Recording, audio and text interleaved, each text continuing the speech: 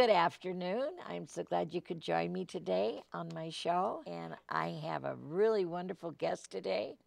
He's a very, very, very, very wonderful man that is doing wonderful work. And he's trying to really change the graphics of men that are growing up with a lot of problems and trying to see how we can build the relationship with families and put this back together a little bit. He's a wonderful man. He's written a book, and his book is called The Firstborn Son, and his name is Ezekiel Bambolo. And he's right here, and I'd like for you to introduce you. Say hi. Hello, Janie. So, Hi. so happy to be on your show, and thank you so much again for having me on. You're such a bright smile. You're making my day today. Your smile alone makes me cheer up. So I can't wait for the conversation to add to that. Thank you so much. Oh, you're welcome, sweetheart. I'm so glad to have you. You know, there's very few men that just delight me so much. You're such a strong man, and I love that in you. It's just very important to for men to start realizing that they have to start thinking about themselves as in their manhood and how they present themselves in a world. The firstborn son. What a neat idea for a book. Mhm. You know, and you say a curse, a gift, or is it a calling, right? Yeah, yes. Yeah. How do we win our families back from the culture chaos? Yeah. You know, Uh, Thank you so much for that question. I think where we've come as a culture, we have become so greatly individualistic in our thinking. So we're more individuals anymore than we're ever a family. And so when you say winning the family back, what I perceive is our strategy for doing that is to get a lot of, whether it's boys or girls, moms or dads, uncles, you name it, we have to get back to a more familial way of thinking because that it transcends the individual and it brings such power, strength, purpose, and love that we need back into the family because we go back to this place of all for one for all.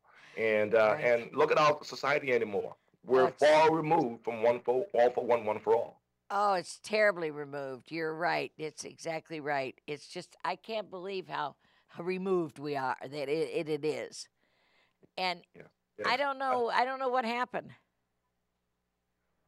Well, we changed it. We changed the dialogue. We changed the dialogue from being one of okay. I mean, and I give you.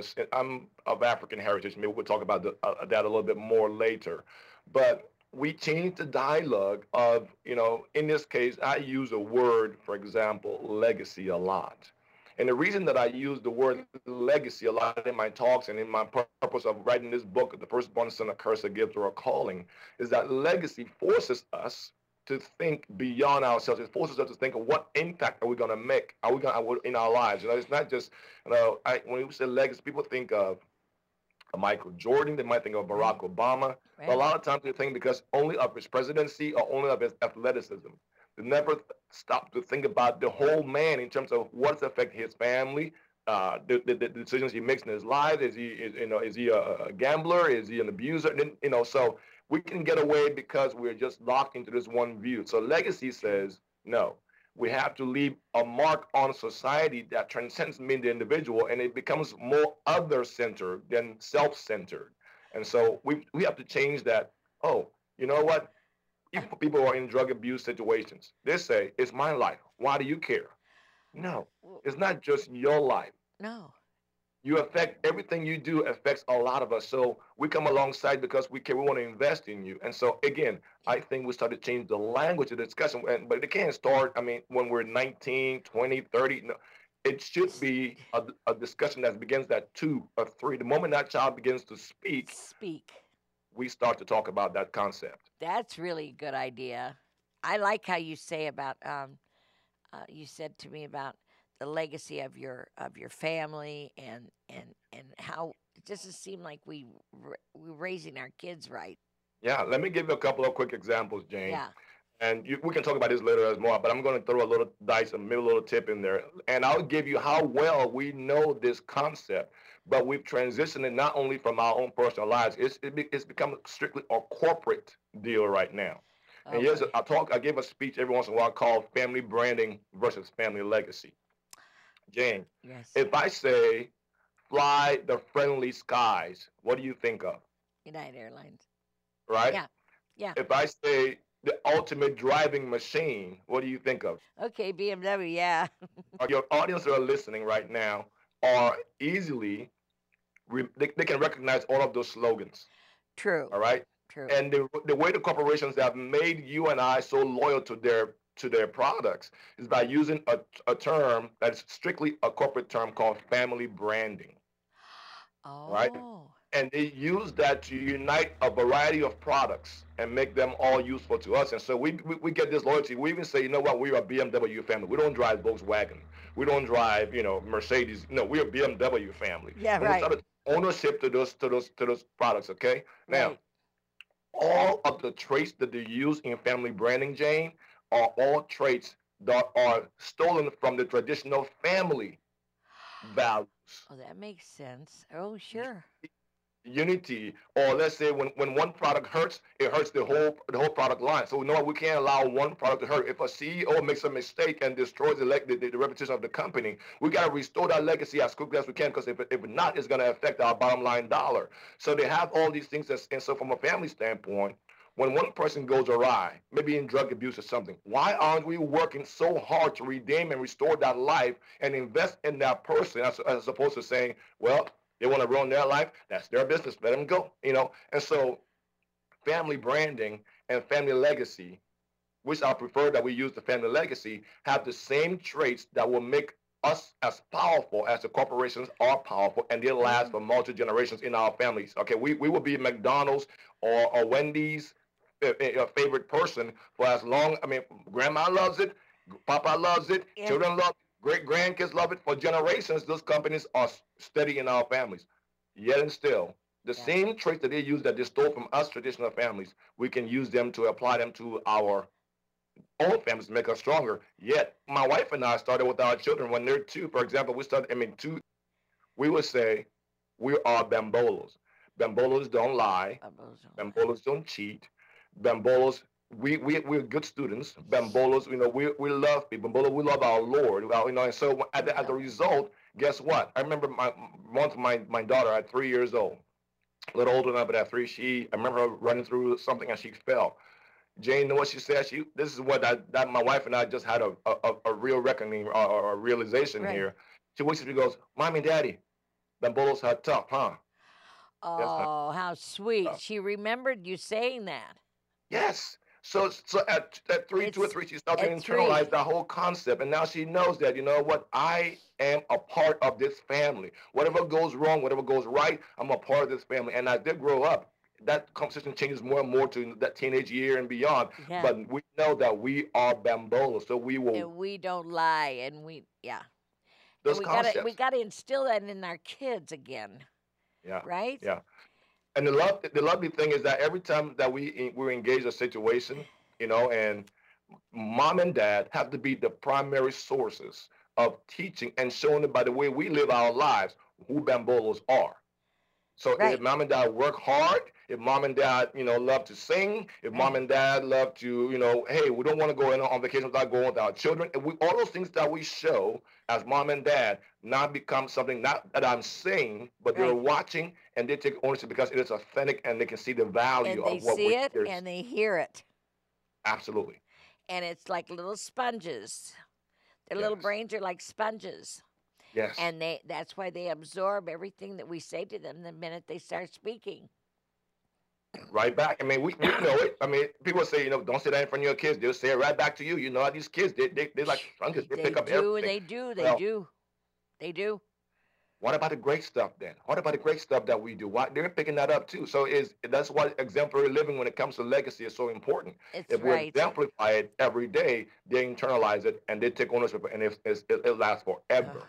God knows that's just so important. And Quite when you different. talk about the young women that you're touching, Jane, when you talk about those lives that you're impacting, Yes. when I watch your interviews and I see those lives and then they're talking about their stories, then it makes me as a father. I'm looking at my wife, I'm looking at my daughter, and I'm saying, and I know I have Oh, a son, but I'm looking at those two, for example, those ladies, and saying, wow, yeah. what is my challenge? I've got Yes. a great task, but what an honor! Again, a curse, a gift, or a calling. Yeah. It could be a curse, Oh, you know. It yeah. could be, but I see it as a gift and a calling that I have to live a life as a man, as a husband, as a defender, as a protector, to create the most beautiful women that that God has gifted me with, and make sure that I mean, Yes. this morning you got me going already, Jane. This morning, this morning, I sat down at my table where I sit every morning to do a little bit of my Bible study Yeah. time. Yes. And my daughter came out, and she knows I'm going to be there in the morning. So it's about Yep. 6:36. She Yep. comes up, Yep. and we sit down together. And not only do I get to read what I'm reading to her from the scripture, but then go to our devotion time with her, and then we stop and pray. And the love of hugging her and kissing her and going through that time, Oh, my goodness. my Coming to goodness. the show today, the whole thing was in my mind. Like, God, you just want to remind me about what it's like, who I am in this man, in this world as a man, Yes. by showing me right now the gift you give me, my daughter, and as I go on Jane's show, because I knew that was her purpose for me feeling that way this morning, because I was coming on your show and talking about Oh, I'm something that so you're reaching out glad to the you heart. got that feeling. I'm so glad you felt that. Oh, Yes, that's wonderful. See, you will always have, she will always remember that. Just yes, this morning, she'll always remember it all of her life. yes. She'll always remember what you say to her. As she grows up, she'll be a strong woman. She'll be a strong little girl, and she won't let anybody harm her because That's she's my a prayer. Bavolo.